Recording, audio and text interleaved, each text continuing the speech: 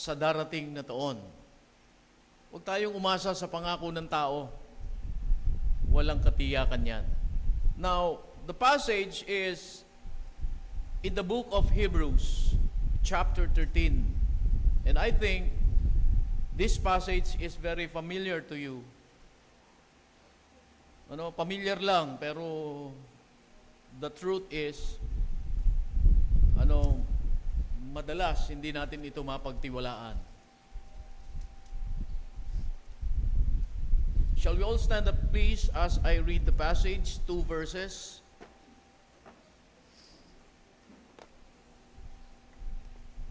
In verse number 5,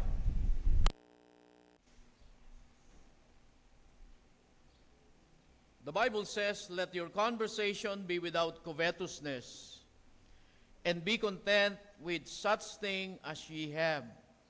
For he hath said," this is the praise na gusto ko pong mag-concentrate tayo. "For he hath said, I will never leave thee, nor forsake thee.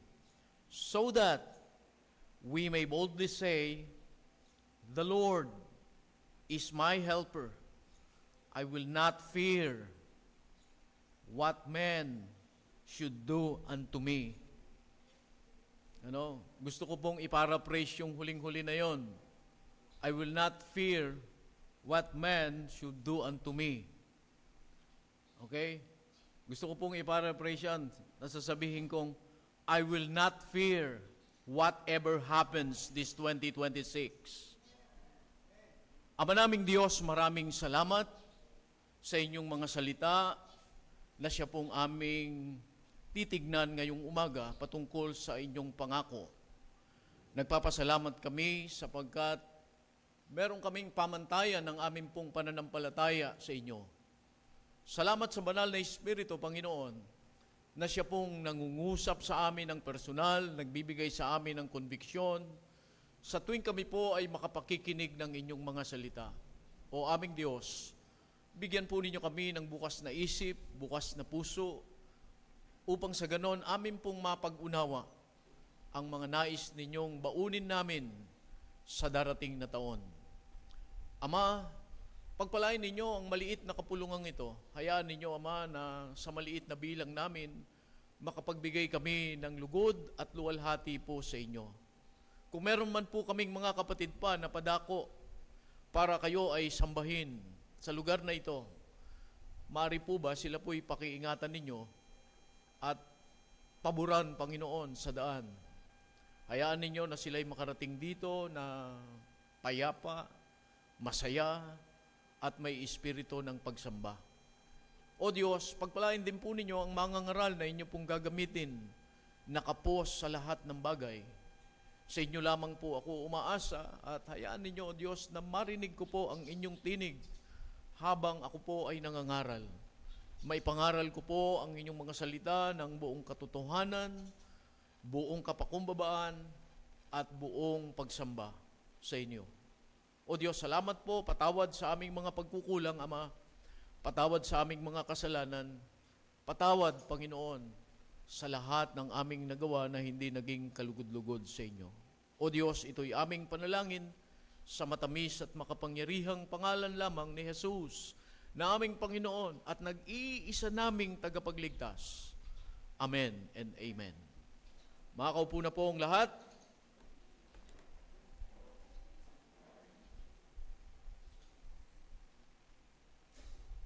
By the way, bago ko makalimutan, nakita ko si Ate Nora. Pakikuha nyo nga yung picture niya dyan, nasa likod, baka malimutan pa yan. Kasi wala namang mag-uuwi niyan. Alright. Ayan. Sige po. Happy New Year, Ate Nora. Ayan yung picture ninyo ni Shin. Now, punta na tayo dito sa ating pong pag-aaral. Ang titulo na aking binuo sa ating pong aralin is Unchanging Promise to Claim for this New Year. Ang hindi nagbabagong pangako na dapat aangkinin natin sa darating na bagong taon po na ito. Now, as we say goodbye to this year 2025, the truth is we say hello, hello, to this coming new year. Tama? Dalawa lang yun. Goodbye and hello, welcome. Dito pong darating na taon ng 2026. Amen? Now, the reality is, kapag nagbabago po ang panahon, nagbabago po ang taon, ay nagsasara tayo ng isang chapter ng aklat ng buhay natin. Tama ba? We close a chapter in our life. And, again, we start writing a new chapter. Magsusulat na naman tayo sa bagong chapter ng buhay natin. Yung 2026 at 2025, magsasara na. Itong ginagawa natin ngayon, kasama yan sa isinusulat natin ng 2025. Tama ba? Nung magtatapos ang taon ng 2025, kung ikaw ay may mga tao mahilig magsulat ng diary, di ba? Nung magsasara ang taon ng 2025, absent ako sa pagsamba. Malungkot yun, hindi ba? Huling pagsamba na namin ng 2025, nako, busy kami, kaya hindi ako nakasamba. Sulat mo yan. Sulat mo. Okay? Ang dami naming mga ginawa. Inubos namin yung mga pagkain na natira. Hindi maubos-ubos. May natira pa ba kayong mga salad dyan? Bigyan nyo naman kami.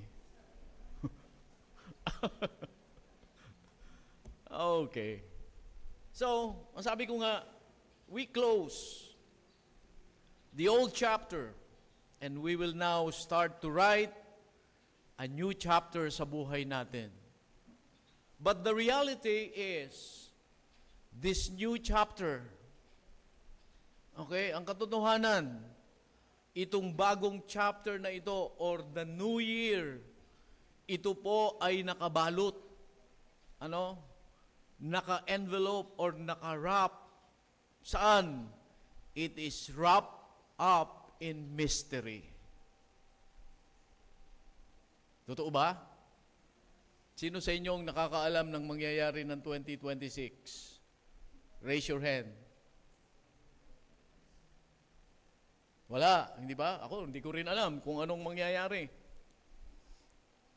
Okay? Kaya, inilagay ko dito, ang katotohanan, this new chapter, this new year is wrapped up in mystery. Okay? Nakabalot po ito sa misteryo. Bakit? Why? Because despite all our plans and anticipation this new year, alam ko may mga plano na kayo. Tayo may mga plano na. Tama? Ako, I have a plan for this church.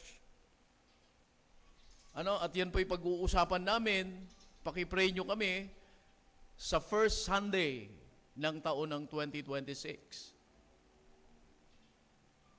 Okay? So, paalala nyo nga sa akin mamaya. Pagkatapos natin, wala naman tayong Sunday school. I will just take time, I think mga 10 minutes, pag-usapan natin yung ating camp para hindi ko makalimutan. Kasi gumawa po ako ng scheme para doon sa camp na gagawin natin. Okay? Anong scheme kaya yun? Money scheme.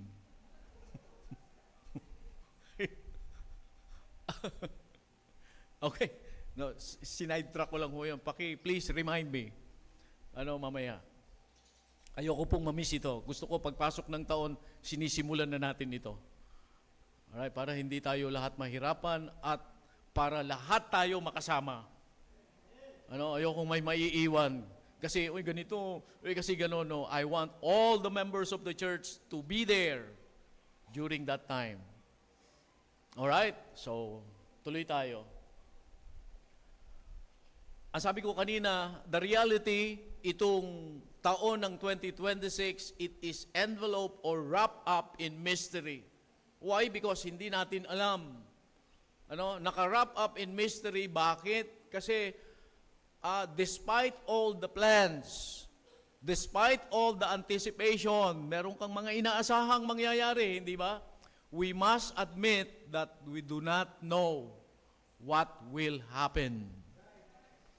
Okay? Meron kang inaasahan, pero hindi mo alam kung mangyayari yun. Tama? Baka ang inaasahan mo, itong taon na to, tatama ka na sa loto. Okay? Baka may tumataya pa po sa loto dyan. Please, tumigil ka na. Huwag ka na umasa sa loto kahit na wedding. Yan po ay sugal, hindi ang kalooban ng Panginoon. Kapag ka ikaw ay bibigyan, manggagaling sa kalooban ng Diyos. Kasi ang Diyos hindi po paswerte. Yung mga nasa live streaming, baka nagloloto pa kayo, lottery. No, stop it. It is not the will of God in your life. Okay? So, balik tayo dito. Pasensya na po kayo, New Year na kasi. In spite all the plans, in spite of all the anticipation na meron tayo, okay, we must admit na walang katiyakan na magaganap ngayon. Bakit? Hindi natin alam. Only God knows what will happen. Tama ba? Now here, in Hebrews chapter 13, 5 and 6, dalawang talata po ang atin pong titignan dito. We have here a very clear and familiar promise. Madalas ko itong naririnig na kino-quote ng maraming mga Kristiyano. So dito sa Hebrews chapter 13, verse 5, particularly verse 5, a very clear and familiar promise na naisulat po ng manunulat ng Hebrews. Okay, na nakalulungkot, ang sabi ko nga kanina, itong pangako po na ito ay pamilyar lang sa isip natin, pero kadalasan kinakalimutan natin na ito ay i-apply sa buhay natin. It is not enough na maging pamilyar lang tayo sa talata. Okay? Kasi everybody can do that. Yung mga matatalinong tao, ang daming memorized na verse. Ang pinaka mahalaga po ay yung talata na pamilyar tayo isa buhay natin. So dito, malinaw at pamilyar na passage ang isinulat. Hindi ito isinulat sa hindi mananampalataya. Isinulat ito sa mga Kristiyano na kagaya natin. Okay? So, ito pong pangako na ito, it is a promise of God. Pangako po ito ng Diyos. At makikita natin sa katalata na ang Diyos nangako that He will never leave us nor forsake us. Ano sa Tagalog yan? Nangako ang Diyos na hindi niya tayo iiwanan ni tatalikuran man. Tama ba? May nangako na ba sa'yo na tao na hindi nag-fail, na ever since nangangako siya sa'yo, tinutupad niya? Wala pang taong ganyan. Tama? Kasi tao eh. Pero ang Diyos na nangako, hindi siya tao, Diyos. Are you with me? At ako'y naniniwala na ang dakilang pangakong ito ay isang pangako na dapat nating angkinin ngayong taon na ito ng 2026, since we do not know what will happen. Tama? Kaya ang pagtiwalaan natin ay yung nakakaalam ng kung ano ang mangyayari. Hindi mo alam kung ano ang mangyayari sa 2026, but God knows what will happen to you this 2026. And so, claim His promise that He will never leave you nor forsake you. Ito palagi ang baunin mo, na hindi ka pababayaan ng Panginoon o ni tatalikuran Kanya. It is an unchanging promise that we can hold on and depend upon this coming new year. Huwag sa pangako ng tao tayo umasa. Naalala ko, last year, ganito rin ang hamon ko eh. Huwag tayo sa pangako ng tao umasa. Kung hindi yung pangako ng Diyos na siyang mapanghahawakan natin. Pangako na hindi nagbabago. Nagbabago ang panahon, but the promise of God is unchanging. And it remains. Are you with me? So it is a promise, I believe, that we can depend on and we can hold on dito po sa darating na panahon o darating na 2026, regardless of what will happen, good or bad. Nandiyan ka ba? Ano man ang mangyari? Okay, masama man o mabuti man yan. Tandaan mo palagi, may pangako ang Diyos, hindi Kanya iiwanan, ni tatalikuran man. Tama, naalala ko yung Romans 8:28. In all things, God works together for good to them that love God. Do you love God? Pag mahal mo ang Diyos, walang anumang masamang mangyayari.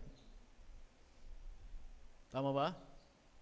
May masama, pero nangyayari yan para sa ikabubuti mo. Sabi ron sa talata. For the good of them that love Him. Now, tignan po natin ang talata pong ito at i-consider natin ang tatlong bagay. Dito po sa atin pong teksto or magiging springboard na aralin natin ngayon pong umaga. First, let us think about the giver of the promise.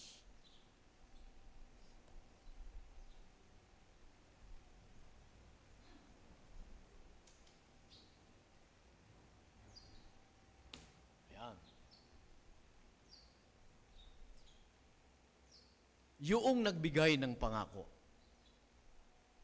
Sabi ko kanina, madalas, itong talata po na ito ay pamilyar sa maraming mga mananampalataya. Pero madalas din, hindi na isa sa puso kung sino yung nangako. Tama ba? Now, first let us consider the giver of the promise. Kung mapapansin ninyo, magkaroon tayo dito ng konting pag-aaral, babalik tayo ng New Testament regarding this passage. Old Testament. Kung mapapansin po natin, o mapapansin ninyo, ito pong talata start with the word, for He had said. Yung pong phrase na yon. Ang sabi ron? Sa verse number 5,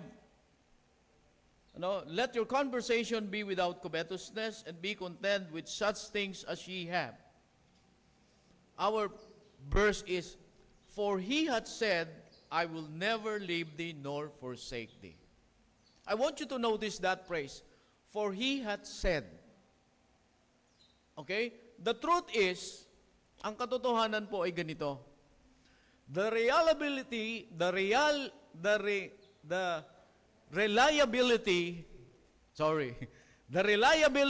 of a promise depends on who promise. Totoo ba? Pag may nangako sa'yo, tinitingnan, sino ba yung nangako? Halimbawa, pinangakuan ka ng magbubuti. Okay? bukas, bibigyan kita ng 2,000. Tignan mo yung nangako. Totoo kaya yun? Hindi ba? Kaya ang sabi ko, the reliability of any promise depends on who makes the promise. Now, in this case, it is God who makes the promise. Gusto ko pong makita natin ito. Kasi, ang sabi niya dito, for He hath said, sapagkat sinabi niya. So, saan kinuha ito ng manunulat ng Hebrews? And I believe this is the Apostle Paul who wrote the book of Hebrews. So, the writer of Hebrews speaks of how God hath made this promise in the past. Kasi ang sabi niya, for He hath said. So, meron siya ditong kino-quote na pangako ng Diyos noong nauna. He hath said. Okay? So, let us go some of that passage. When God made a promise to Moses, in Deuteronomy 31:6, open your Bible. Buksan po ninyo ang inyong Biblia para makita natin ito.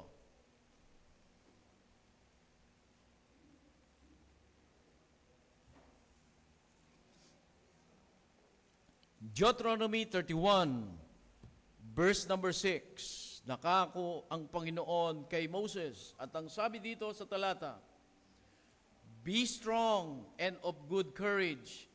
Fear not, nor be afraid of them.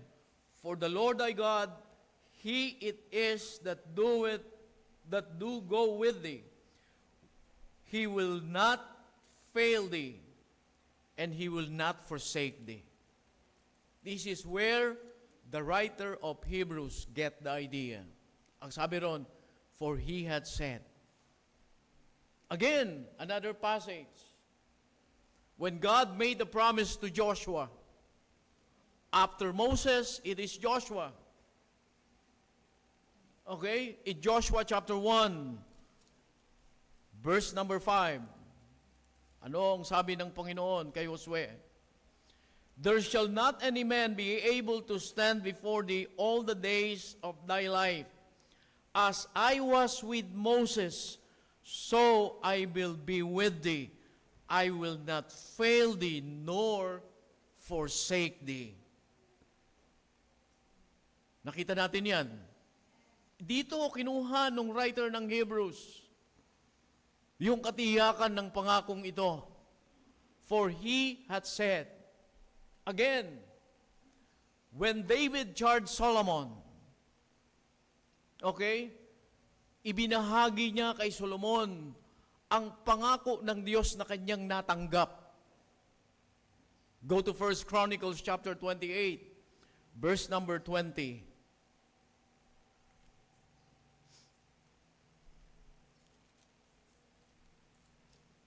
Open your Bible.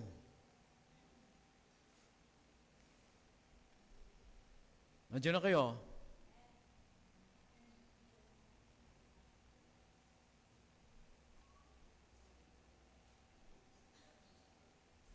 Wala raw pong sound yung ating live. Okay na? Okay. Baka si Brother Vince. Nung si David ay naghabilin kay Solomon, ibinahagi niya sa kanyang anak yung pangako ng Diyos na kanyang natanggap. 1 Chronicles chapter 28, verse number 20, ano po ang sabi dito? And David said to Solomon his son, be strong and of good courage, and do it. Fear not, nor be dismayed, for the Lord God, even my God, will be with thee. He will not fail thee, nor forsake thee, until thou hast finished all the works for the service of the house of the Lord. Okay? So makikita natin dito na merong pinagkunan yung sumulat ng Hebrews. Nang sabihin niya na ang Diyos, sinabi niya noon pa sa kanyang mga anak, at hanggang ngayon, sabi nung sumulat ng Hebrews, sinasabi ko sa inyo na ang Diyos hindi kanya iiwanan at hindi kanya tatalikuran. Okay? I quote what Spurgeon said regarding this passage. Ang sabi ni Spurgeon, whatever God says to one saint, He says virtually to all saints of like faith. Uulitin ko. Sabi, whatever God says to one saint, He says virtually to all saints of like faith. So, anong sabi ni Spurgeon? Anuman ang sinabi ng Diyos, ang sabi ron, sa mga banal niya, okay? Yan ay sinasabi niya sa lahat ng banal na, kaisa sa pananampalataya. Andiyan ka ba? So, itong pangako na ito, pangako ng Diyos kay Moses, pangako ng Diyos kay Joshua, pangako ng Diyos kay David, pangako din ito ng Diyos sa atin na hindi niya tayo iiwanan at hindi niya tayo tatalikuran. Whatever happens this 2026, my challenge is trust God's promise that He will never leave thee nor forsake thee. Amen? Why? First, let us be mindful the truthfulness of God's promise. Bakit kailangan natin itong pagtiwalaan? Unang-una sa lahat, ang pangako ng Diyos ay totoo. Tama? Always remember, mga kapatid, that what God says, amen? It is always true. Anuman ang sasabihin ng Panginoon, ito po ay totoo palagi. And the Bible proves that. Okay, the psalmist spoke of God's word as the word of truth. Yung pong salmista na sumulat ng Psalms 119 verse 43, binigyan niya ng character ang salita ng Diyos ay salita ng katotohanan. Go to Psalms 119:43.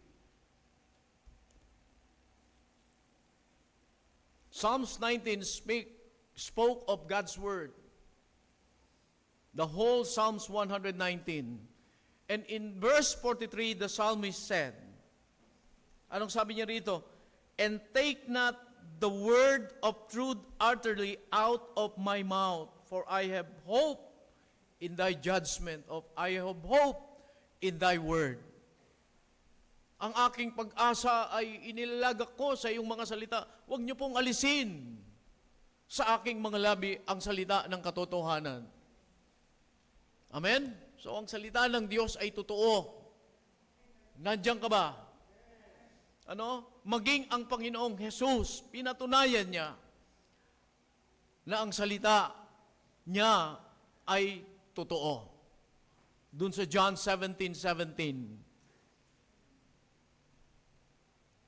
Go there.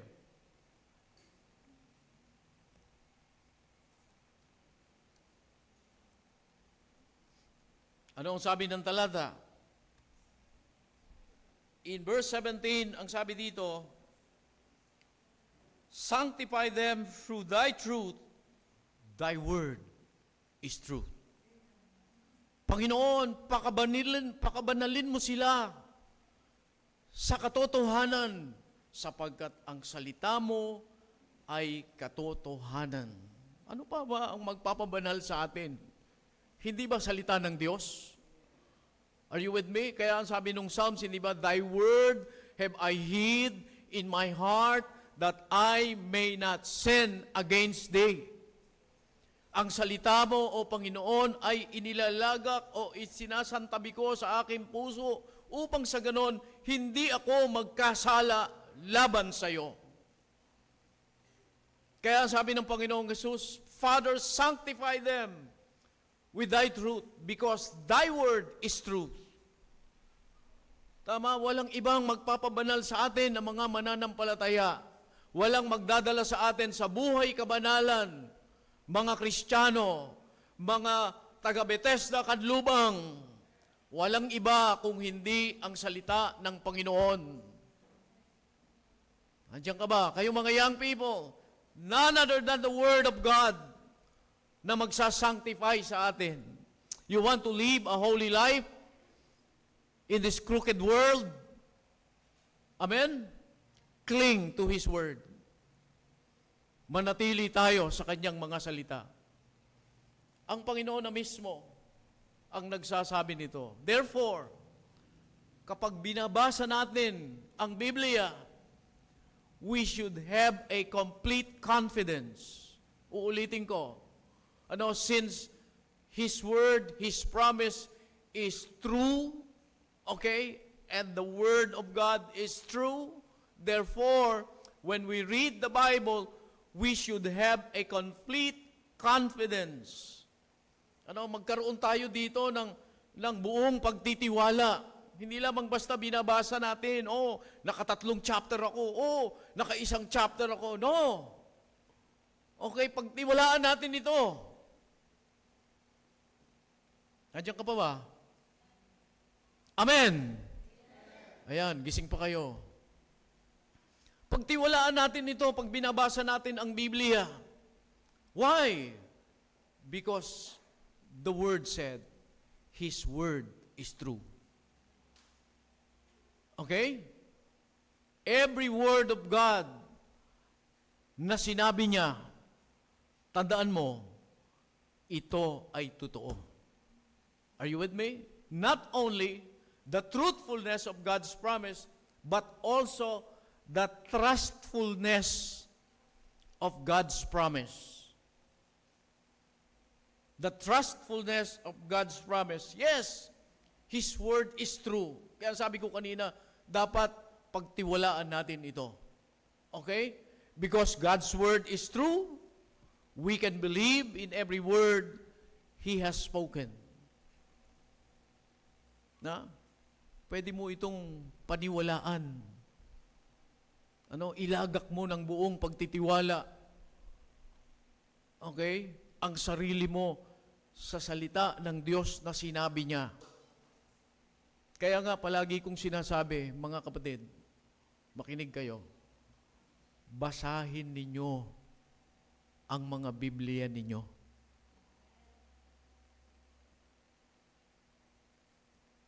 If you are truly a Christian, uulitin ko, kung ikaw ay totoong Kristiyano, dapat nagbabasa ka palagi ng Kanyang salita.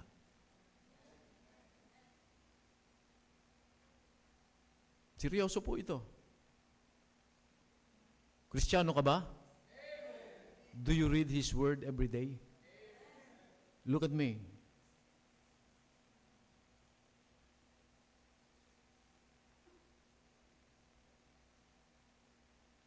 Tama? Hindi tayo Kristiyano dahil miyembro tayo ng Baptist Church.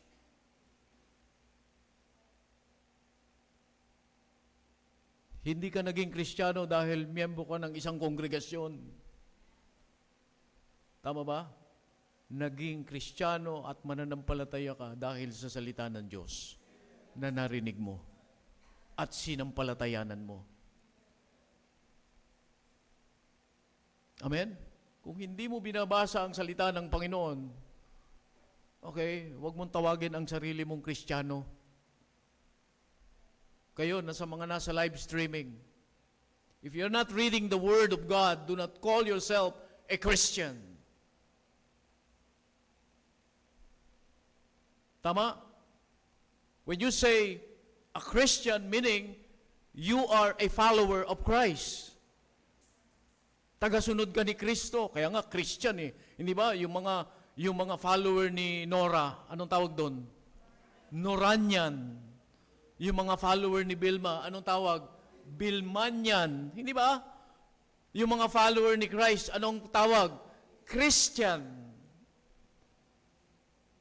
Tama ba? Yung mga Noranian, Kaya sila tinawag na Noranian. Kasi humahanga sila doon sa mga ginagawa ng artista, hindi ba?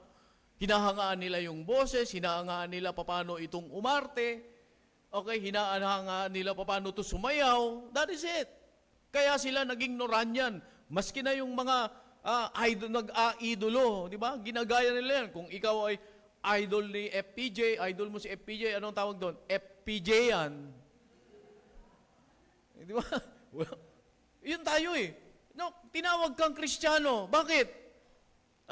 Gusto mo, kasi ang sabi nun ni Pablo, tignan niyo, ang sabi hamon ni Pablo, follow me as I follow Christ. Tama? At ang nais ng Panginoon sa atin ay maging tulad tayo ni Kristo. Hindi Diyos, kung hindi yung pamumuhay ni Kristo. So, paano natin ma-acquire yun? How? Paano natin malalaman yung kanyang mga ginawa? Paano natin malalaman yung kanyang mga pamumuhay? Paano? Through His Word. Read your Bible. Tama ba? Kaya nga, ang sabi ko kanina, every time na babasahin natin ang Biblia, paniwalaan natin ito. Tama? Paniwalaan natin ito. Isabuhay natin ito. Huwag lang itong ma-memorize. Kung hindi yung na-memorize natin, makita ito sa buhay natin. Kasi ang buhay Kristiyano, hindi po ito pagalingan. Tama? Kasi maraming mga Kristiyanong mayayabang eh. Porke ang daming alam na verse. Akala mo, sila na yung pinakamagaling na Kristiyano. Nasusukat ang pagiging Kristiyano sa kung paano mo pinapahalagahan ang salita ng Diyos sa buhay mo. New Year na. 2026 na naman po. Are you with me? Ito yung pangako ng Diyos eh. Na hindi kanya pababayaan this 2026, hindi kanya tatalikuran. So talikuran mo yung pangako ng tao, yakapin mo yung pangako ng Diyos. Tama? Because God's promise is true. And you can trust His promise, the truthfulness of His promise. Amen? Muli, yung pong salmista, doon sa 119, verse 42, he declared, ano sabi niya ron? 119, go to Psalms.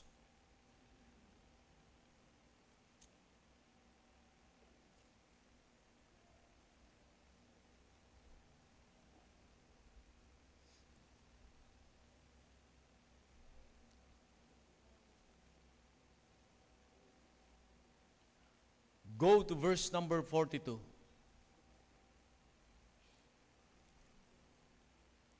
Ano ang sabi nung talata? So shall I have wherewith to answer him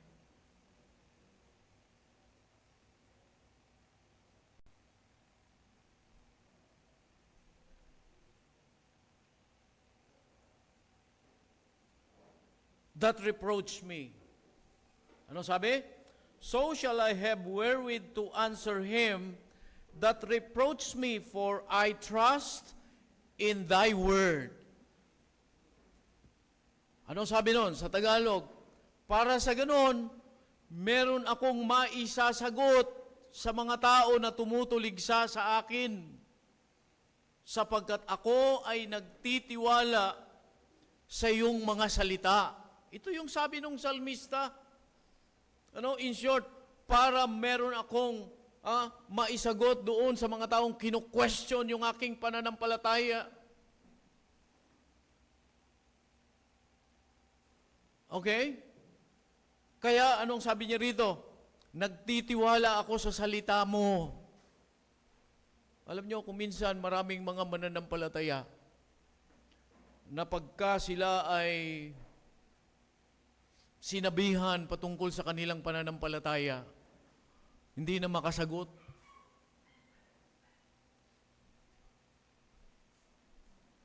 Tama? Hindi nila maidepensa yung kanilang pananampalataya. Bakit? Why? Pagwawalang bahala sa salita ng Diyos. Pag sinabing, totoo ba yan? Sinasabi ba yan? Dito na kami nagising eh. Dito na rin kami mamamatay. Hindi mo na masabi kung ano yung dapat mong sasabihin para maialis sila doon sa maling katuruan. Why? You cannot quote any, na salita ng Panginoon na magpapatibay. This is very important, mga mananampalataya. Matuto tayong magbigay ng depensa sa ating pinanghahawakang pananampalataya. Okay, pag sinabi mong, uy, mali ang ginagawa ninyo. Hindi ba? Uy, mali ang ginagawa ninyo. Huwag kang hihinturon. Sabihin mo kung ano yung tama. Nakukuha ba? Kasi pag sinabi mo lang, uy, mali yung ginagawa ninyo, anong nangyayari? Magagalit yun sa'yo. Pinakikialaman mo siya. Tama ba? Pero pag sinabi mo kung ano yung tama, kasi bakit mo nasabing mali? Sasabihin sa iyo yan eh. Bakit mo nasabing mali yung aming ginagawa? Hindi ba? O kagaya ngayon, Pasko. Okay? Tama, nakapokus ang tao doon sa maliit na baby. Nandiyan ka ba? Kaya nauso yung Santo Niño. Dadaanan natin ito. Uy, mali yan. Ano yung tama?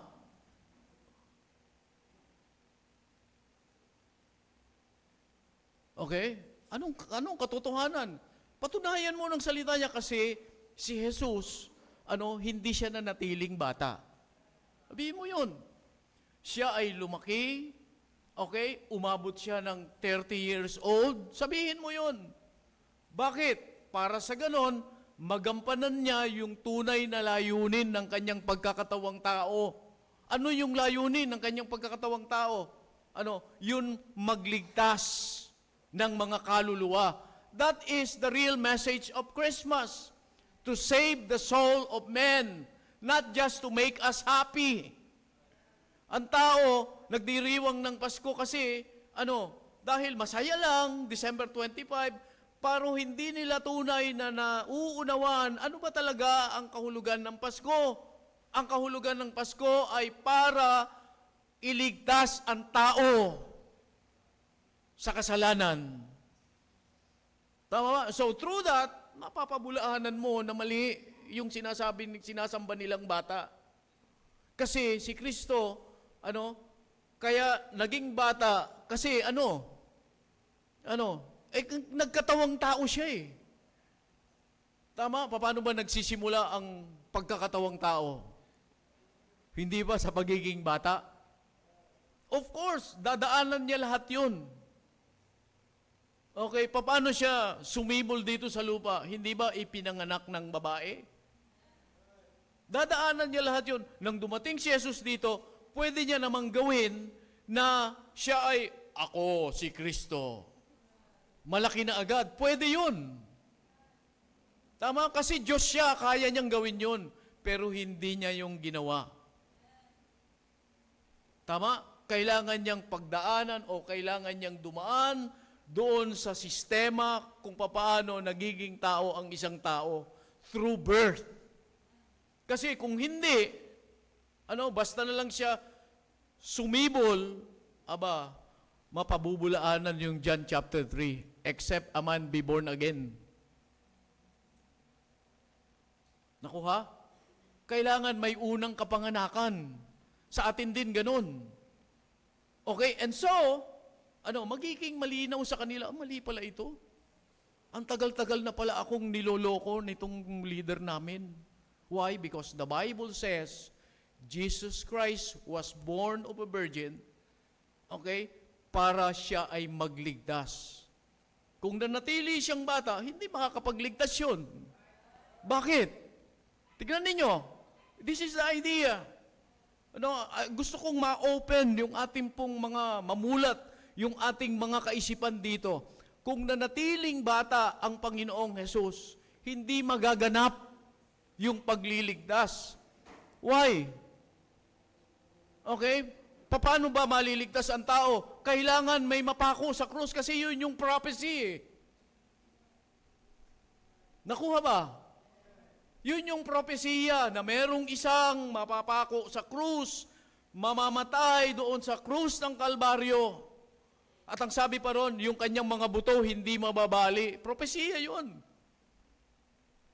Tama? Kaya mapapansin ninyo, noong si Jesus ay buhay pa, sabi nung utos nung isang leader, pumunta ka ron, basagin mo yung kanyang tuhod.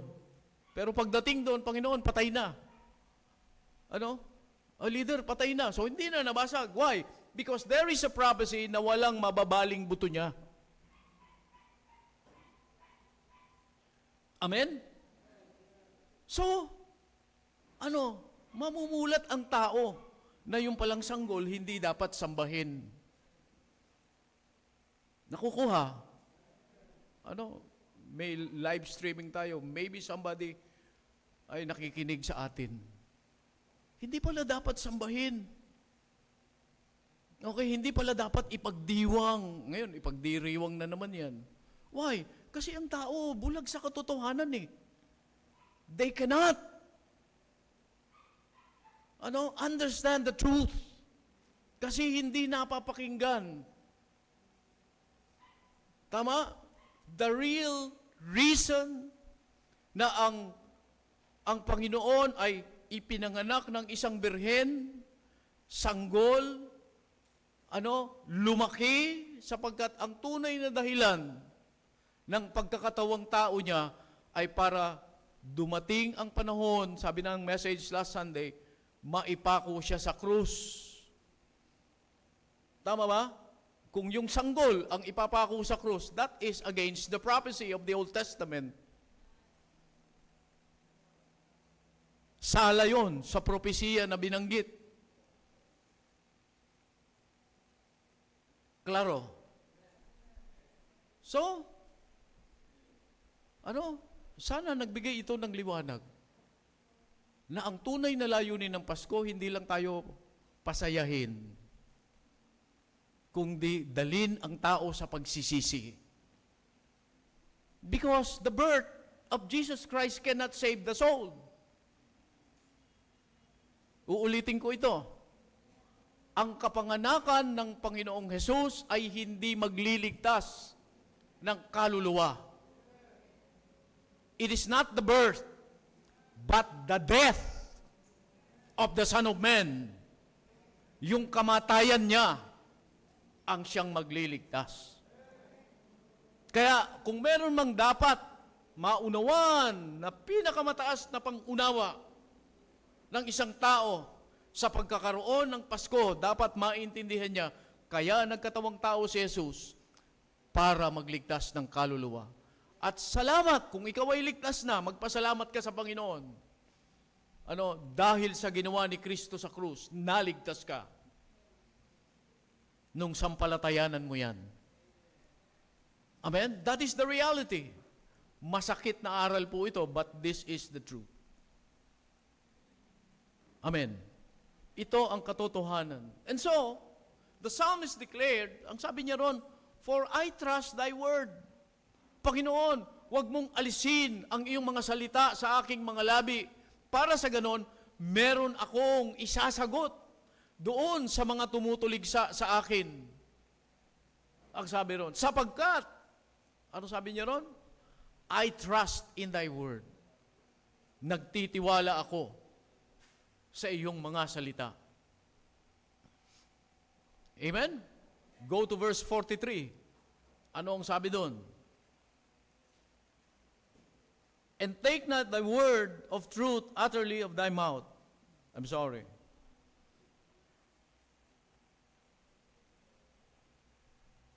Ang sabi? 43. And take not thy word of truth utterly of thy mouth, for I have hope in thy judgment. Ang aking pag-asa, Panginoon, ay inilalagak ko. Judgment there is the Word of God. Amen.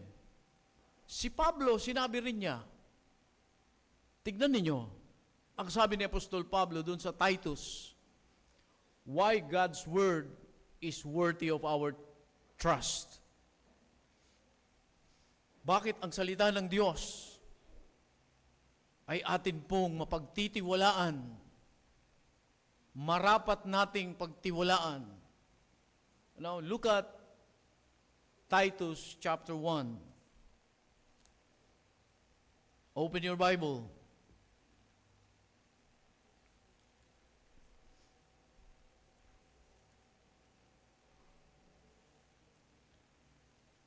Andiyan na kayo? Number 2.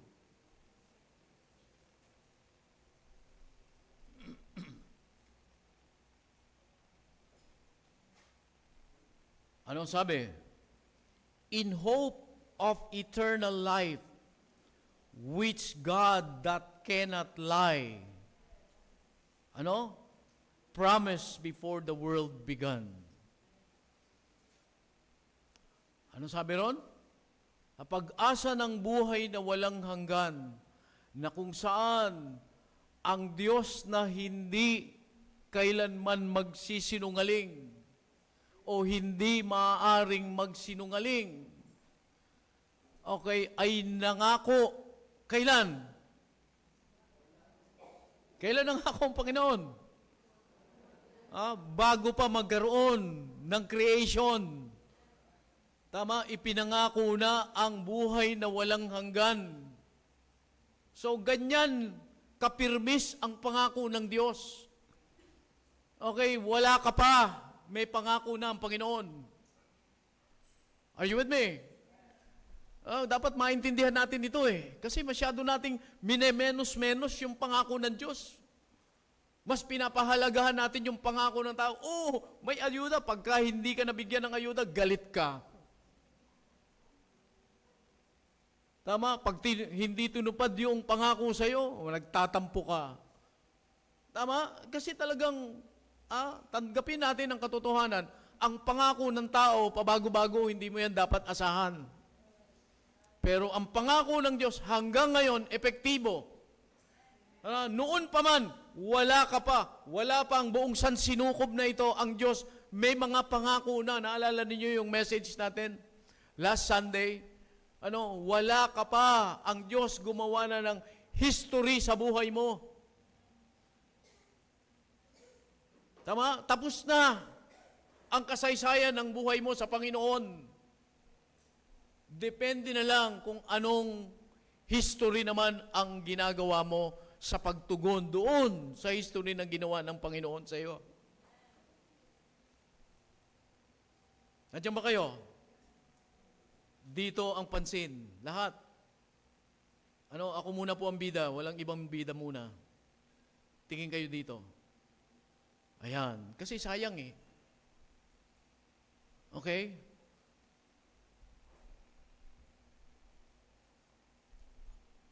Ano yung huling-huling inaral natin? Bakit mo dapat pagtiwalaan ang salita ng Diyos? Kasi ang Diyos, hindi siya nagsisinungaling. Tama? At hindi siya maaring magsinungaling. Sabi ron, God that cannot lie. It is not just God will not lie, but He cannot lie. Are you with me? So therefore, we can be assured and confident and certain that God's promise, will be fulfilled in us.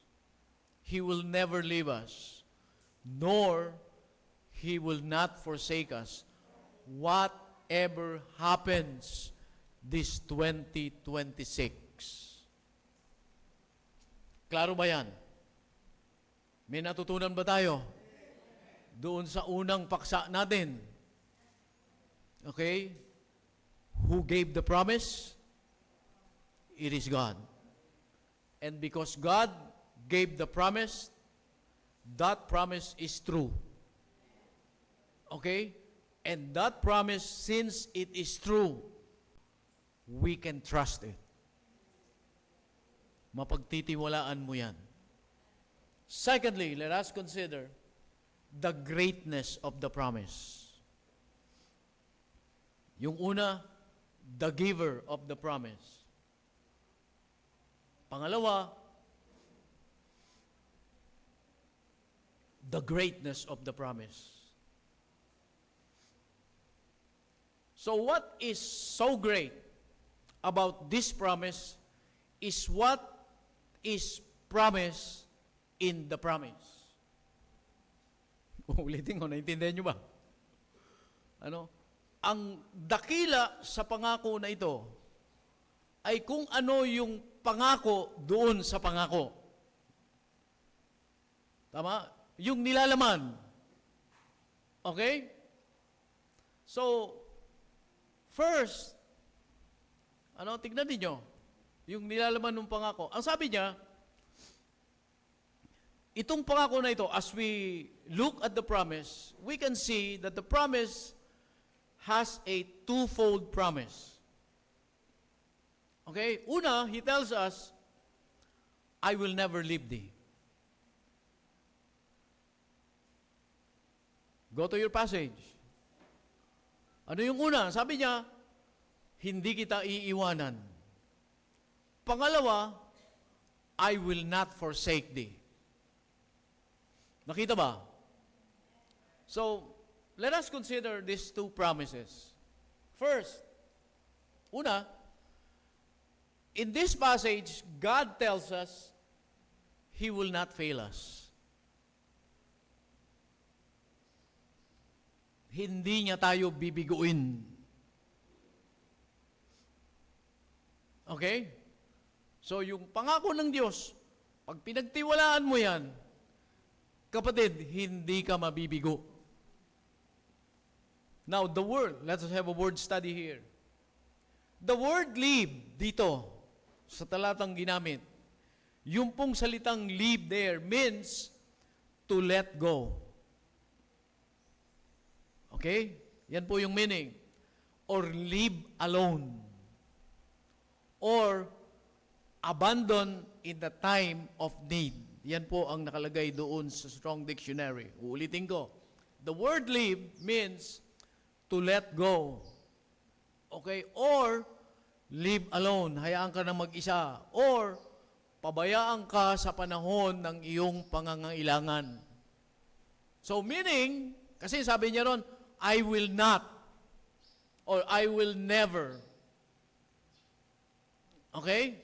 So ibig sabihin, God has promised that He will not abandon us in time of our need. Nakuha ba? O, gusto ko po maintindihan natin ito. Kasi I will never, ang sabi niya, yung salitang leave, to let go, or to let alone, or abandon in time of need. So, ang ibig sabihin, when He say, I will never, ang ibig pong sabihin niyan, ipinangako ng Diyos na hindi niya tayo pababayaan sa panahon ng ating pangangailangan. Okay ba sa iyo yan? May pangangailangan ka ba? May narinig akong marami. Lahat tayo may pangangailangan. Tama? And since God's promise is true, and that promise, we can trust it. He is telling us, sinasabi sa atin ng Diyos na sa panahon ng ating pangangailangan, hindi kanya pababayaan. Kaya sa panahon ng pangangailangan mo, huwag kang umasa sa pangako ng tao. Ito yung gusto natin sabihin. Kasi alam nyo madalas, sa panahon ng pangangailangan natin, humahanap agad tayo ng tao kung sino yung makakatulong sa atin. Tama? Nag-aabang tayo ng mga pangako. Okay? Bakit ko ba palagi nababanggit yung ayuda? Ay, kasi usong ayudo ngayon, Pasko eh, di ba? Iba't ibang klase ng ayudo. Alam niyo, I praise the mayor here. Mr. Ross Rizal. Ano, alam niyo ba, yung mayor dito, ako yung unang-unang nag-pray sa kanya bago siya. I'm not saying na ako yung nagluklok. But I take the privilege of praying for him. Doon sa kanyang unang-unang rally, ako ay bisita. And I pray for him. Hindi ko makakalimutan. Sabi ko, mabuhay ang bagong mayor ng Calamba. Ano? Inanoint ng Panginoon yung salita ko na yun. Kaya nung nanalo, landslide eh. Balik tayo. Huwag nyo na, huwag isipin yun. This is it. Ano? Kung meron ka mang inaasahang pangako sa panahon ng iyong pangangailangan, walang iba kung hindi ang Diyos. Itong taon ng 2026, marami tayong pangangailangang darating. Tandaan mo. Ngayong taon ng 2026, expect marami kang pangangailangang darating. Umasa ka na dyan. Tama?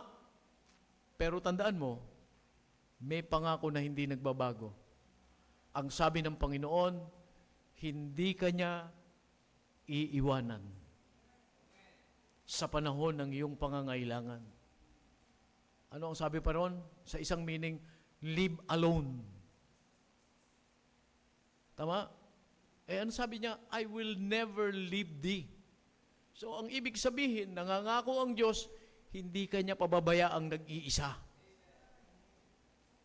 Tama? Di ba, in times of trouble, naghahanap ka ng kakampi?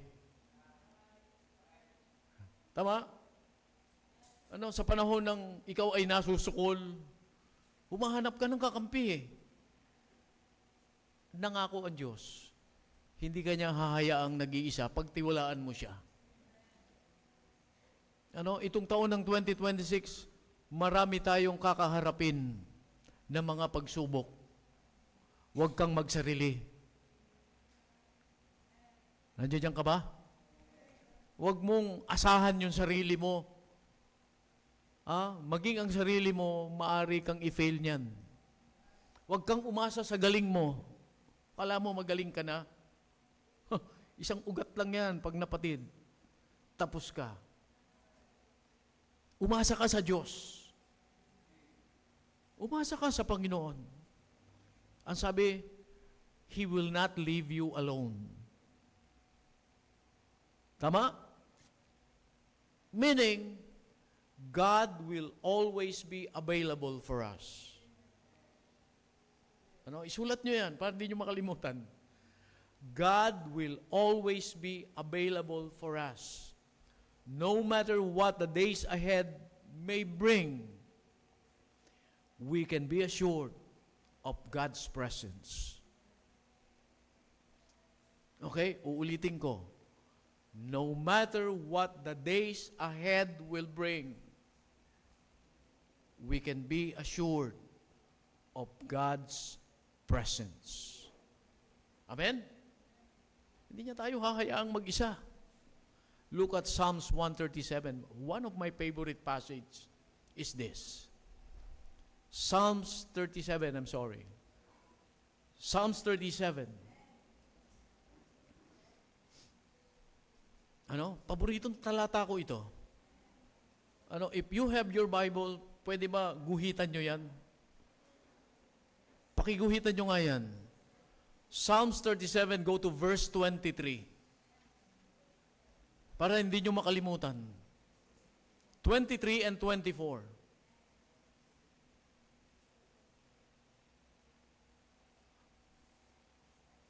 Okay na? Naguhitan nyo na? Guhitan nyo kasi parang hindi nyo makalimutan yan. Kasi itong taon na ito, 2026, hahalap tayo sa maraming mga pagsubok at trials ng buhay. Okay, pero tandaan mo, hindi ka iwanang nag-iisa ng Diyos. We can be assured of His presence. Ano sabi niyan? The steps of a good man are ordered by the Lord, and he delighted in his ways, though he fall. Now look at that. No? He shall not utterly cast down. Why? For the Lord upholdeth him with his hand. Wow! Ano, alam nyo, hindi tayo mga Superman. Tama? Hindi tayo mga Superman, tao tayo. Kaya nga, as we face the trials of life, there will come a time na kung minsan pinanghihinaan tayo ng loob. Na kung minsan nadi-discourage tayo. But remember, ang sabi ng talata, the steps of a good man are ordered by the Lord. Okay? Ang lakad ng isang taong matuwid ay ano? Ordered. Meaning, inihanda na ng Panginoon. Iniaayos niya yan. Tama? Okay? At, ang sabi niya, nalulugod siya. And he delighted in his ways. Nalulugod siya. Okay? Sa buhay ng isang taong matuwid, oo, may mga discouragement, kung minsan, na naghihina tayo, pero nalulugod ang Panginoon sa iyo. Though he fall, kung minsan, may pagbagsak eh. Tama? Pero hindi tayo nananatiling lungay-ngay. I'm sorry for the word. Yun naisip ko lang, yung lungay-ngay. Yung talagang, hindi, knock down, pero hindi tayo knock out. Tama? Sa buhay na ito, ganyan eh. Pero, why? We cannot utterly cast down. Hindi tayo malulugmok na parang wala ka ng pag-asa. Why? Kasi hawak-hawak ka ng Panginoon. Tama? Nabibigyan mo ba ng pansin yan? Na ikaw ay nakakapagpatuloy, hindi dahil magaling ka, hindi dahil sa sobrang lakas mo, ikaw ay nakagagawa ng mga accomplishment sa buhay mo. Oo, may mga discouragement sa paligid, but still you can continue. Tama? Nakagagawa ka ng mga accomplishment. Why? It is not your own. Because God is holding you with His right hand. It is His presence. Yung presensya niya ay naririyan. Na sa panahon ng discouragement, okay, hindi ka natigil. Hindi ba? Hindi katapusan ng mundo sa iyo. Andiyan ka ba? Ikaw ay nakakapagpatuloy. Bakit? Kasi ang pangako ng Diyos, though he fall, he shall not utterly cast down because the Lord upholded him with his hand. Hawak-hawak ka ng Panginoon. Are you with me? In Hebrews chapter 4, verse number 16, ano ang sabi doon? Let us come boldly unto the throne of grace that we may obtain mercy and find grace to help in time of need. He will not abandon us, and He will not leave us alone. Amen? So, ang sabi natin kanina, this is the greatness of His promise. Who gave the promise? It is God. And since God gave the promise, we can claim that His promise is true. And since it is true, we can trust His promise. Why? Because His promise is great. Why it is great? Because He promised that He will not fail us. Pangalawa, He will not forsake us. Hindi niya tayo pababayaan. again, a word study para maunawaan po natin ito.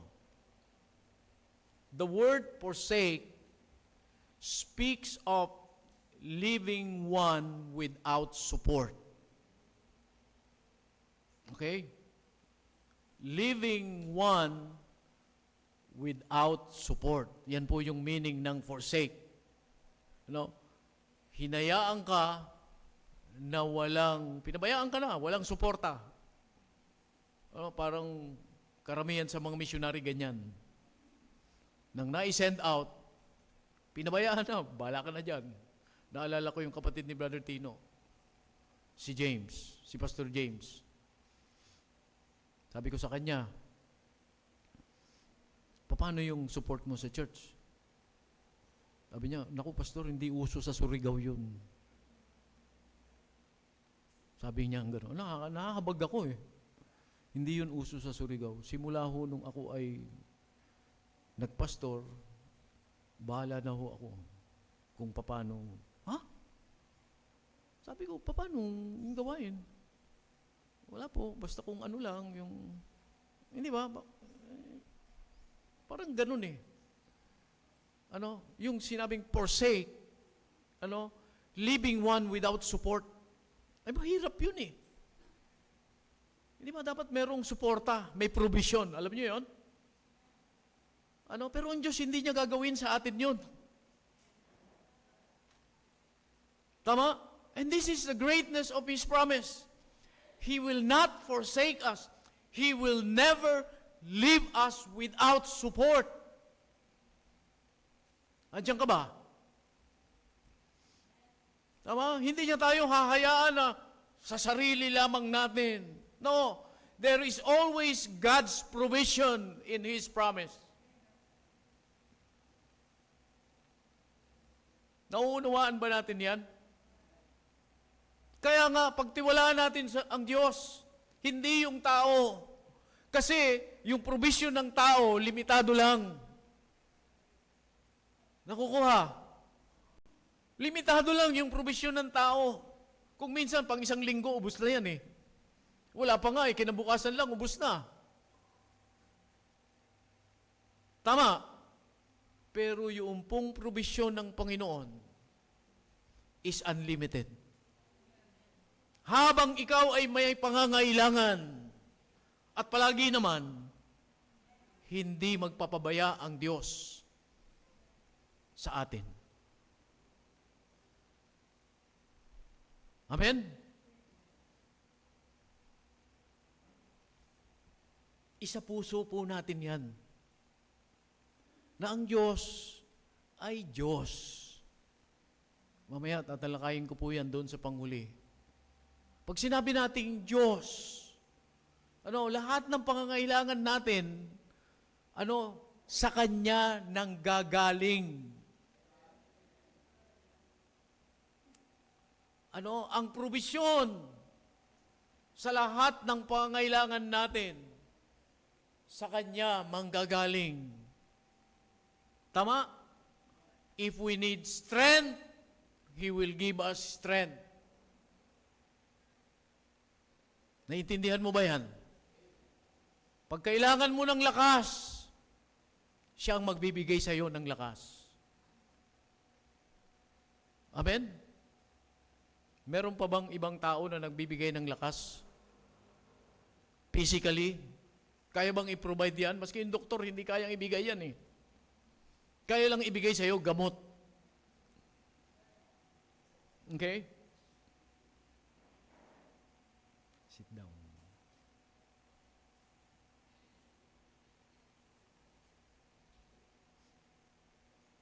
Gamot. Pero yung physical strength, hindi ka niyan kayang bigyan.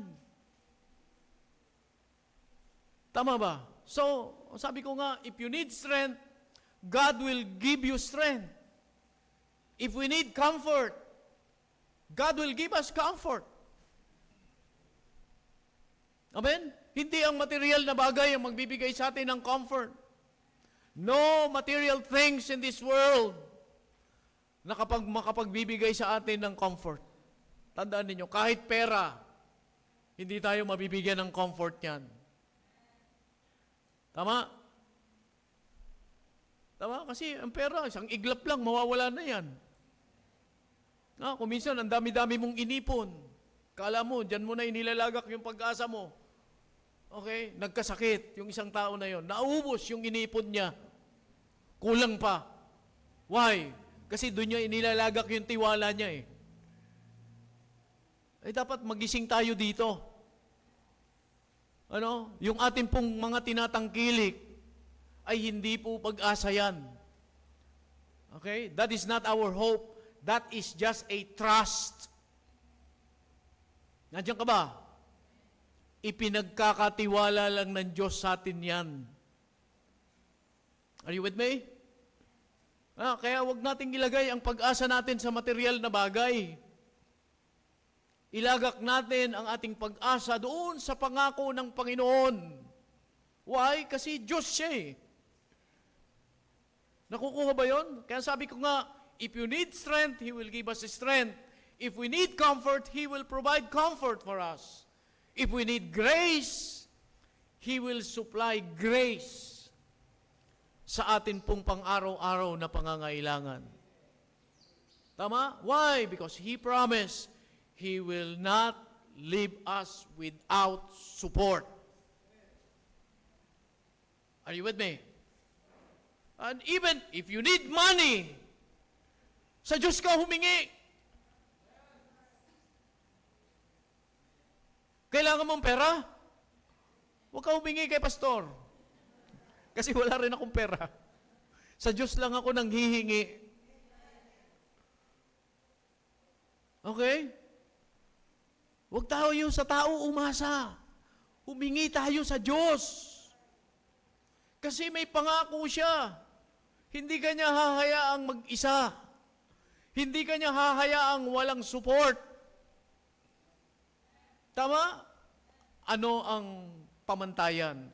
Ano yung kanyang, ang tawag doon? Yung responsibility natin. Ano sabi ron? Unahin mo siya. Tama? Matthew 6:33. Ang linaw nun.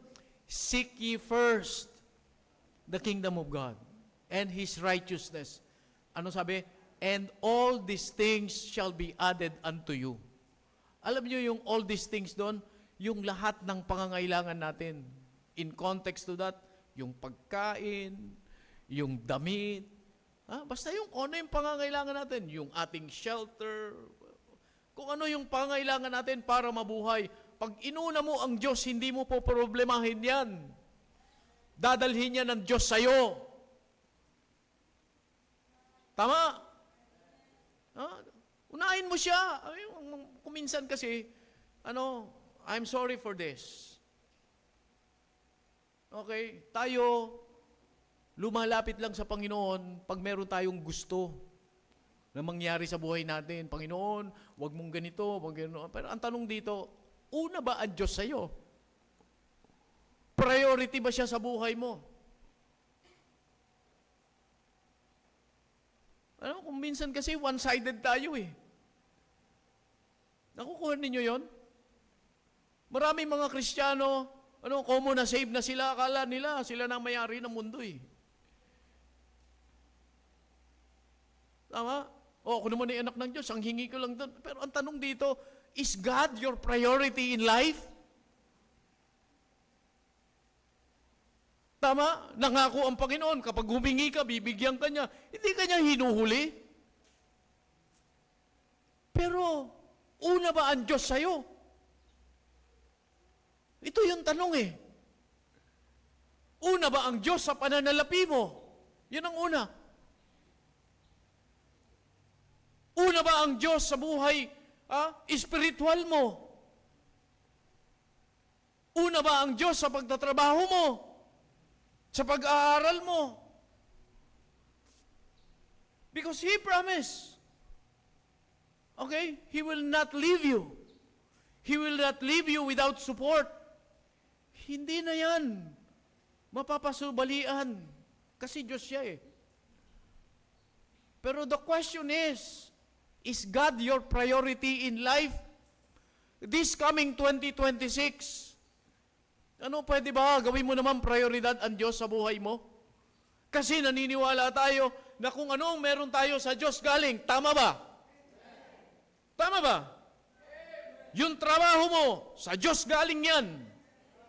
And the Bible says, God gives and God take it away. Huwag natin kalilimutan yun. Ang Diyos ang nagbibigay, pero siya rin ang nag-aalis. Okay, so whatever we have, it is from God. Our work is from God. Our talent is from God. Tama? Always remember, Deuteronomy 8:28, I think. For it is He that giveth thee power to get wealth. 8:18, I think. Ano? Kaya ang sabi nung talata, thou shalt remember the Lord thy God. Tama? Kung titignan ninyo yung talata, ang sabi ng Panginoon doon, mag-ingat kayo na kapag kayo ay sumagana na. If you can read that at home.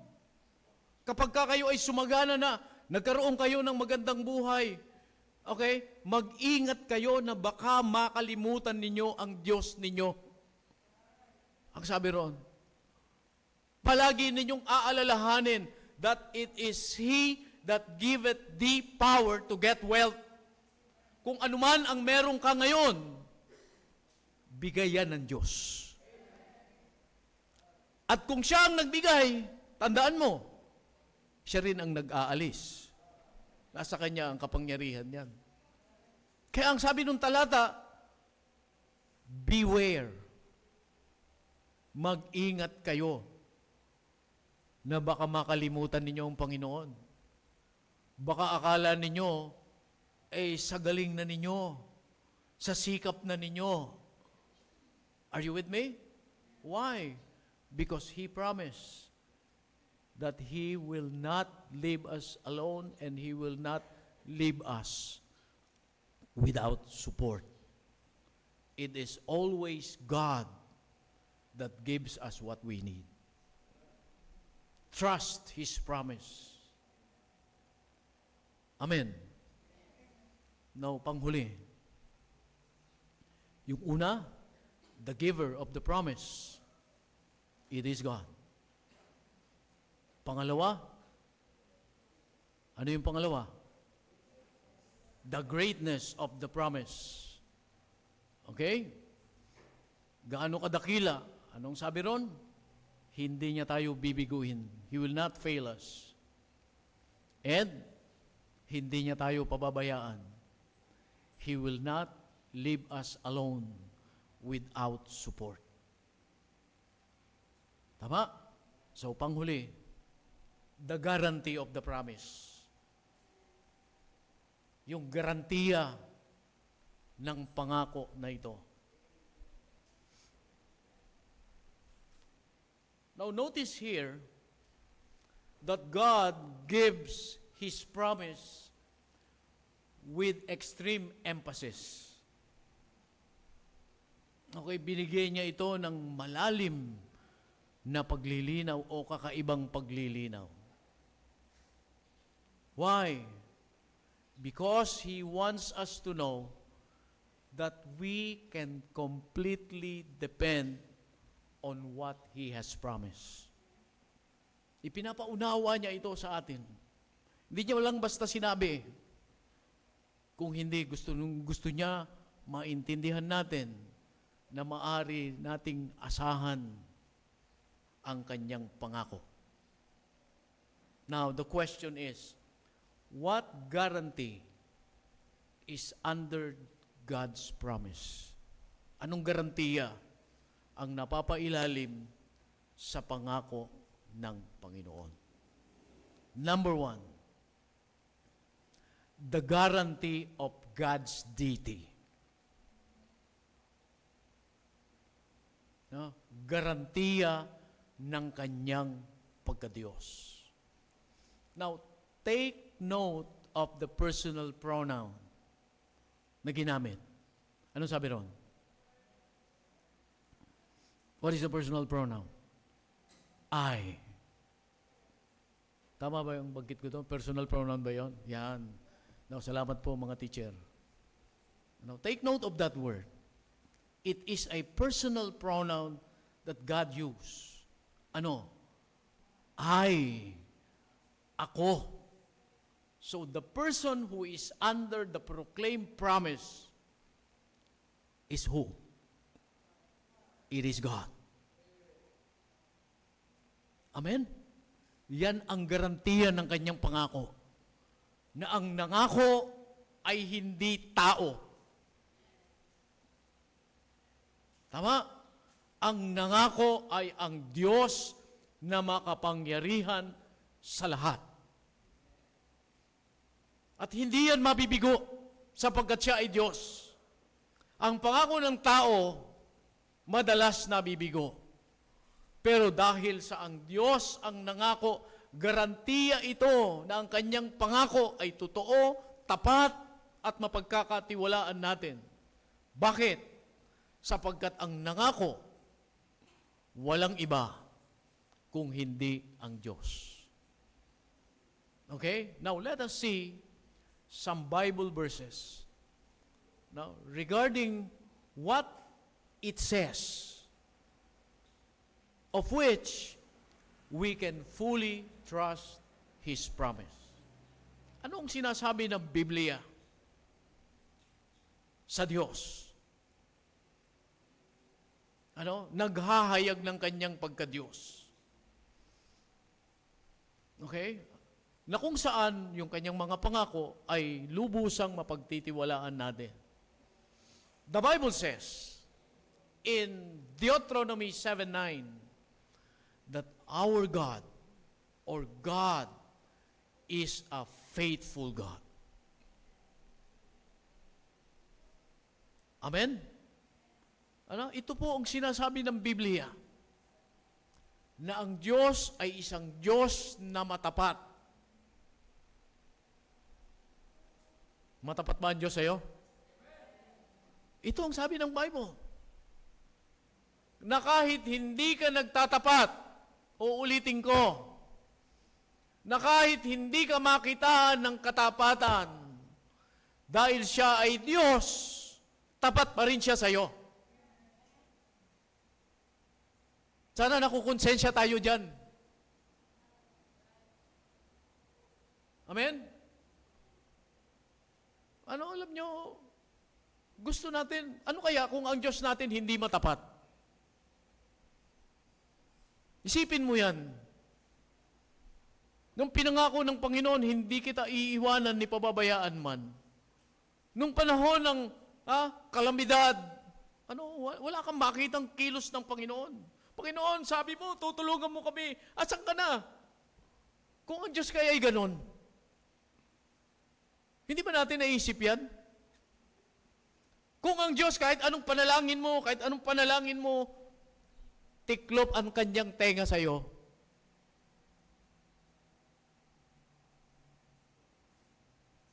Amen? Pero tayo madalas, hindi ba? Sarado ang puso natin at pandinig sa salita ng Panginoon kung minsan. Bakit? Kasi naghahari yung sarili natin prinsipyo eh. Na kontra palagi doon sa salita at kalooban ng Panginoon. Pero tandaan po natin palagi, sabi ko nga kanina, kahit na ikaw, hindi ka nagtatapat, ang Diyos tapat pa rin sa'yo.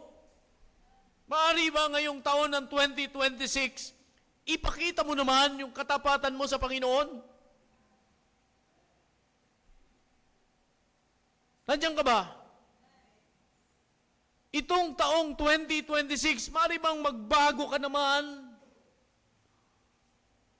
ng anyo ng pamumuhay? Are you with me? Na yung unfaithfulness ay mapalitan naman ng faithfulness habang ikaw ay tumatanda bilang isang Kristiyano. Hello?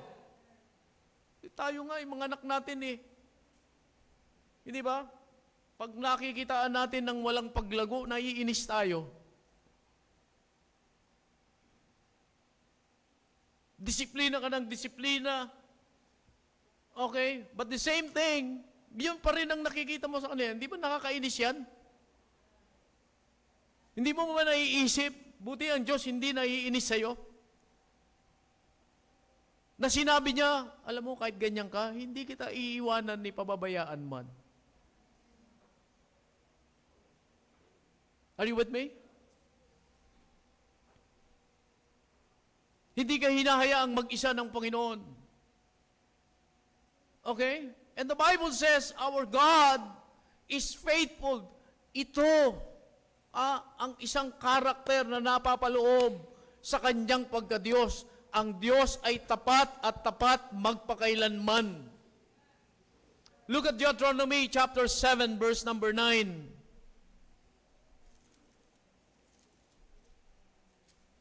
Ano ang sabi nung talata sa verse 9? Know therefore that the Lord thy God, He is God, the faithful God, which keepeth covenant and mercy with them that love Him and keep His commandments to 1,000 generation. Ano ang sabi nun sa talata? Know therefore. Yun yung unang-unang binanggit sa verse. Know therefore. Anong Tagalog ng know? Therefore. Tagalogin nyo nga yan. Ano? Kaya nga, unawain mo naman. Uy! This is the verse. Kaya nga, intindihin mo naman. Tama ba? Hindi ka naman grade 1. Know therefore that the Lord thy God, He is God. Anong sinasabi dito? Unawain mo naman. Isipin mo naman na ang iyong Diyos, siya ay Diyos. Hindi siya tao. Na kahit baliwalain mo lang, okay, hindi. Tama?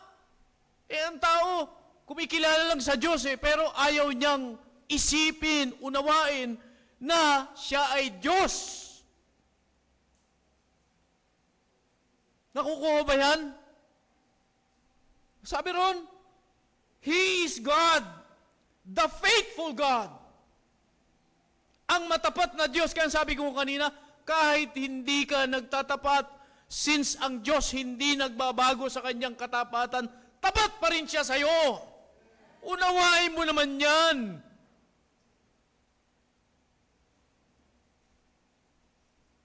Naunawaan ba? Unawain mo naman yan. Na siya ay Diyos. Na kahit hindi ka tapat, God is a faithful God to you. 2026 na. Unawain mo naman yan. Tama ba? Sino ang Diyos na ito? Which keepeth covenant. Okay, na siyang tumutupad sa kanyang mga pangako and mercy with them that love Him and keep His commandments to 1,000 generation. Ano? Pag sinabing 1,000 generation, ibig sabihin, walang tigil ang katapatan ng Diyos. Sa bawat henerasyon, tapat ang Panginoon. Hindi ka magtatapat, ang Diyos mananatiling tapat. Yung mga henerasyon na susunod sa iyo, maaaring mawawala ka na dito. Okay? Magkakaroon ka ng anak. Magkakaroon ka ng susunod na henerasyon. But always remember this, God is still faithful to that next generation. Tama? So, sino ang dapat makitaan ng katapatan? Tayo na nasa present generation. Unawain mo naman. Naman. Sabi rito, know therefore. Okay? 2 Thessalonians chapter 3, verse number 3.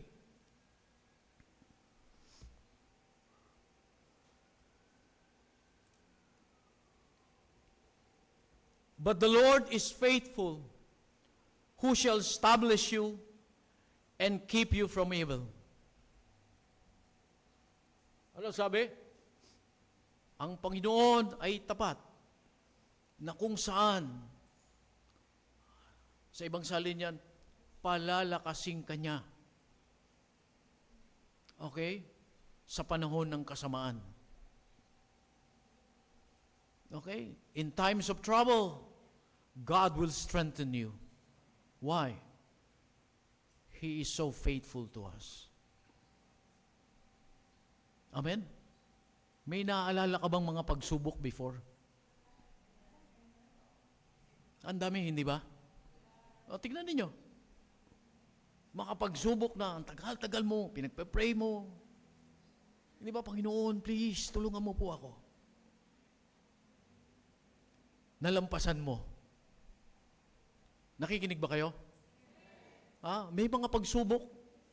Nung mga nakalipas na panahon, 2025, ang dami, hindi ba? Ang dami nga, sabi nga ni Teacher Coro kagabi sa testimony niya eh.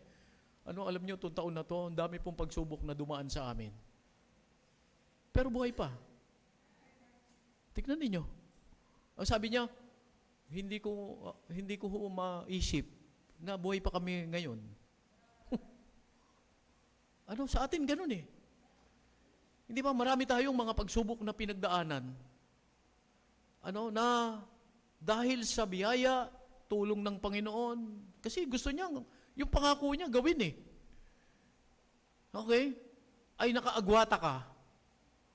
At ngayon, matatanaw mo na naman, natatanaw na naman natin yung 2026. Hindi ba blessing yan? Tama? Yung iba nga, wala na eh. Hindi na nila inabot yung 2025 or 2026, hindi na. But God, allows us to experience once again, to write another new chapter in our life. Pinapahintulot na naman ng Panginoon. Gagawa na naman tayo ng ating history, kasaysayan natin ng 2026, na kung saan hindi natin alam kung ano ang mangyayari. Are you with me? So, yung mga pagsubok na yan, nalampasan natin, not because matibay ka, kundi dahil, yung katapatan ng Diyos, ginawa niya sa'yo. Tama? Pagkatapos na malampasan yan, huwag mong kalilimutan yan. Dapat, lalo tayong magpakatapat sa Panginoon. Amen? Kailan pa tayo magtatapat? Ito na yung pagkakataon nating magpakatapat. Kailan pa tayo magiging tapat? Kailan? Bukas? Huwag kang pa kasi siguro bukas. Baka hindi na kita makita bukas. Hindi po ako nananakot. Totoo ito. Amen? So, ngayon, this is the time na mailagak natin ang buhay natin sa Panginoon. Tama ba? Okay? So, sinasabi ng Biblia, ang Diyos natin ay tapat. Isa pa, yung kanyang enduring and unchanging character. This is one of His deity. Yung garantiya na yung kanyang character na hindi nagbabago. Ano yung gusto kong mapansin natin sa character ng Panginoon? That guarantees His promise about His deity, that He is a God who cannot lie. Gusto kong balikan yung Titus. Anong sabi ni Paul kay Titus? In hope of eternal life, which God had promised before the world began. Hindi ba? Which God that cannot lie, promised before the world began. Ang Diyos. Okay? hindi po siya maaaring magsinungaling. Bakit?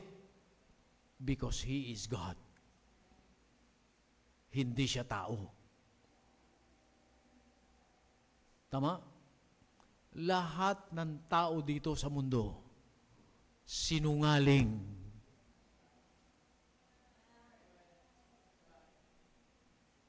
Are you with me? Yan ang karakter natin. Hindi tayo tapat sa ating mga gusto sa Panginoon, sa ating pangako. Walang hindi sinungaling na tao dito, mananampalataya at hindi mananampalataya. Only God. Because of His deity, He is God. He cannot lie. When He promised, it is true. We can trust it. Amen? And we can claim that He will fulfill it in our life. Trust Him. Yan po ang nakasalalay. Pangalawa, what is the guarantee of His promise? The guarantee of His deity. Pangalawa, the guarantee of His love. Amen? Mahal niya tayo. Mga kapatid, notice the word, never. Amen? Never. Tignan ninyo. The English word, never. No, gusto ko pong bigyan natin ito ng pansin.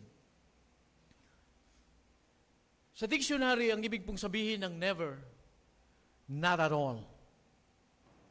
Or not ever. Okay?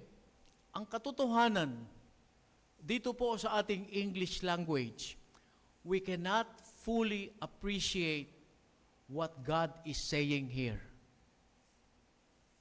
When He says never, sa English yan, not at all. Yun lang ang ibig sabihin. But the reality is, when you meditate that meaning, hindi mo talaga mananamnam kung ano yung gustong sabihin dito ng Panginoon na never. Sa Greek language, ganito po ang ibig sabihin. In Greek language, okay, ang ibig pong sabihin yan, if you will translate it, yung pong pangako na yon, ang sabi, I will not leave you, and I will not forsake you. I will not. That is the meaning in Greek. Okay? Anong sabi? I will not leave you. I will not forsake you. I will not.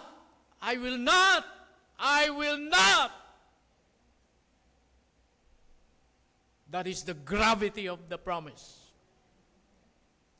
Hindi kita iiwan. Hindi talaga. Kahit na naiisip mo, parang pinababayaan ka ng Panginoon, but He says, I will not. Hindi kailanman iiwan kita. Ang sabi ni Spurgeon, he translated this statement, I will never desert you, and I will never abandon you. Never, God says. I will never. Walang panahon na iiwanan tayo ng Panginoon. Tama ba? Sana maisip natin yan. Are you there? Nakikita natin, buhay pa tayo. What is the reason? Because God never leave us. He never forsake us. His presence is always there. He never leave us alone. He never leave us without any support. Are you there? And I can appreciate that. Na kailanman walang tagpo sa buhay ko. Simula pa nung ako'y isilang, hanggang sa ngayon ako'y pastor na. Naisip ko, hindi ako pinabayaan, hindi ako iniwan, kailanman ng Panginoon. Until I reach this age, at the age of 65.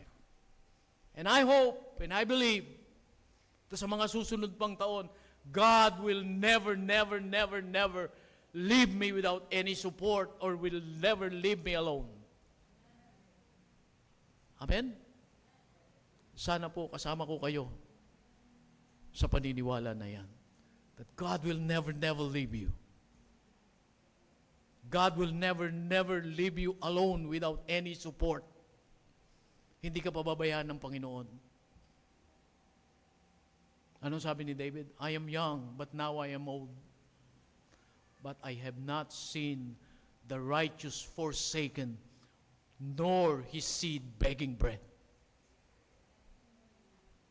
Sabi niya, noon ako'y bata pa. Ngunit ngayon ako'y matanda na. Pero hindi ko nakita. Ang sabi ron, na nananglimos ang aking mga kaanak. Hindi ko nakita na pinabayaan ako ng Panginoon. Christian, my challenge is this. This 2026, aspire to be more faithful to God. In all areas of our life. Amen? Tandaan natin that our life is just a trust. Tandaan niyo yan. Our life is just a trust. And we are steward of this life. Hayaan natin na masumpungan ng Panginoon ang tamang pangangalaga natin sa buhay na ito. Magandang umaga po sa ating lahat. Shall we all stand up, please?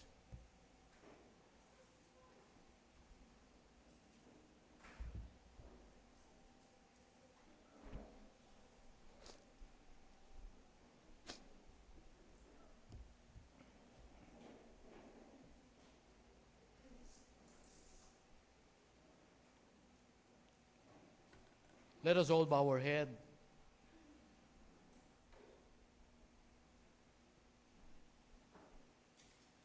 Magpasalamat tayo sa Panginoon natin. This is the time of Thanksgiving, the last Sunday of the year. Pasalamatan natin ang Panginoon natin, narating natin at mararating na naman natin ang panibagong taon ng 2026. Maring meron kang mga plano.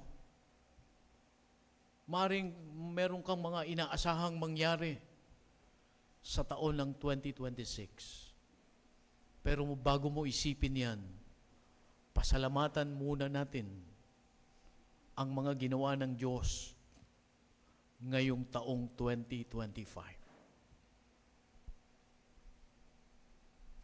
Pasalamatan mo ang Panginoon. Meron ba na dapat kang ipagpasalamat sa Diyos? May dapat ka bang ipagpasalamat sa Panginoon sa lumipas na 362 years o 62 days? Okay? At malapit nang matapos. 4 na araw na lang. Meron ka bang dapat ipagpasalamat? Kung meron, Panginoon, salamat sa mga ginawa mong ito. Ikaw lang ang nakakaalam niyan. Pwede bang dalhin mo yung pasasalamat mo dito sa harapan ng altar? Come on. Dalhin mo seriously. Lord, thank you so much sa ginawa mo sa buhay ko. Sige, punuin natin ito. Fill all the space. Punuin po ninyo yan para magkaroon ng puwang yung nasa likod.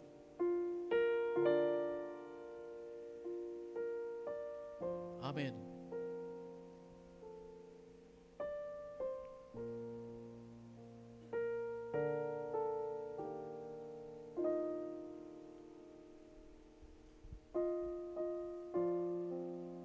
Panginoon, sadyang napakabuti mo sa buhay namin. Salamat sa mga maliliwanag na ginawa po ninyo sa amin. Salamat sapagkat hanggang ngayon, binibigyan nyo kami ng pagkakataon na maiangat ang aming buhay pananampalataya at paglilingkod sa inyo. Salamat sa mga biyaya na ipinagkaloob ninyo sa amin sa mga lumipas na araw ng 2025. Salamat, Panginoon, sa kalakasan. Salamat sa material na probisyon. Salamat po sa pag-iingat ninyo. Salamat sa karunungan na ibinigay ninyo sa bawat isa sa amin. Salamat sa pangunawa. Salamat sa proteksyon, sa banal na Espiritu na nagpapaalala sa amin. Salamat sa inyong mga salita na isang taon, Panginoon, inaral namin at naging hamon sa aming buhay pananampalataya. Salamat sa lahat ng ito, O aming Diyos. Salamat po. Ama, sa mga lumipas na araw na ito, marami kaming mga naging pagkukulang. Maring nakita ninyo na hindi kami nagtapat sa inyo. Maring nakita ninyo ang aming pagwawalang bahala sa mga aral na napakinggan namin. Maring nakita ninyo na kami ay tahasang sumumay sa malinaw na habilin ninyo sa amin. Ngayong umaga, humihingi kami ng tawad sa inyo, O aming Diyos. Patawarin ninyo kami, Panginoon. Patawad po. Tulungan kami, Ama, na ang taon na naman na inihanda po ninyo sa amin ay malakaran namin nang meron pong pag-angat ng buhay pananampalataya. Pakitulungan ninyo kami, Panginoon, na makapamuhay kami ng angkop sa inihanda ninyong buhay para po sa amin.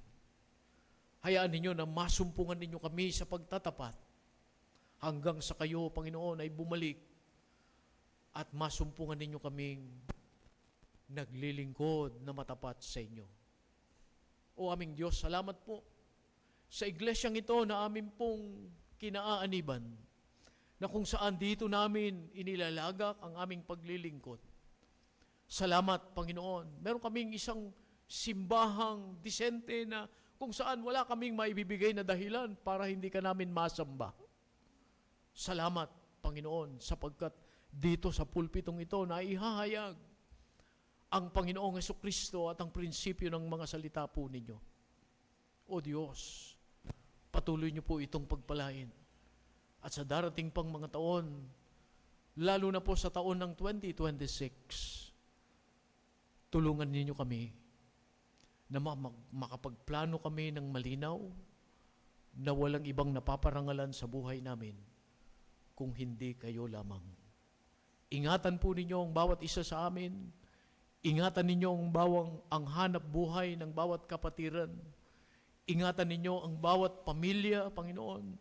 Ang aming mga anak, ang aming mga apo, ang aming mga young people, ang aming mga magulang na naririto. Kayo po ang mag-ingat. O aming Diyos, tulungan niyo kaming lahat na palaging maaalala namin ang matapat na pangako ninyo sa amin na anuman ang mangyari sa taong ito ng 2026, hindi ninyo kami iiwanan. at hindi ninyo kami pababayaan. Salamat po, O Diyos. Kayo ang mapuri at maparangalan, sapagkat ito'y aming dalangin sa pangalan ng Panginoon naming Jesus na tagapagligtas.